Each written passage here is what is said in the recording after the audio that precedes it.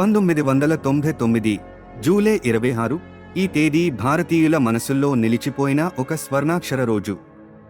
కార్గిల్ యుద్ధంలో పాకిస్తాన్ దళాలను ఓడించి తమ భూభాగాన్ని తిరిగి స్వాధీనం చేసుకున్న విజయోత్సవ దినం ఇది. ప్రతి ఏటా జూలై 26న భారతదేశం కార్గిల్ విజయ్ దివస్ను ఘనంగా జరుపుకుంటుంది. 1999 వేసవి కాలం.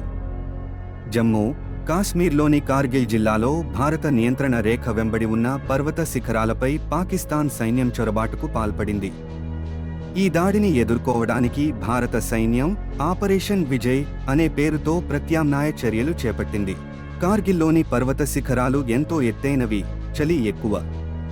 ఆ కఠిన పరిస్థితుల్లో భారత సైనికులు తమ ప్రాణాలను లెక్క చేయకుండా శత్రువులతో పోరాడారు. వారి ధైర్యం, సహనం, దేశభక్తి అందరినీ ఆశ్చర్యపరిచాయి. దాదాపు 3 నెలల పాటు సాగిన ఈ యుద్ధంలో భారత సైన్యం అనేక అవరోధాలను అధిగమించింది. ఎంతో త్యాగాల తర్వాత జూలై 1999 26న పాకిస్తాన్ దళాలను పూర్తిగా తరిమికొట్టింది. ఈ విజయం భారతీయులందరికీ గర్వకారణం. కార్గిల్ యుద్ధంలో అమరులైన సైనికుల త్యాగాలు మనల్ని ఎప్పటికీ స్ఫూర్తిపరుస్తాయి. వారి ధైర్యం, దేశభక్తి మనల్ని నిరంతరం ప్రేరేపిస్తాయి.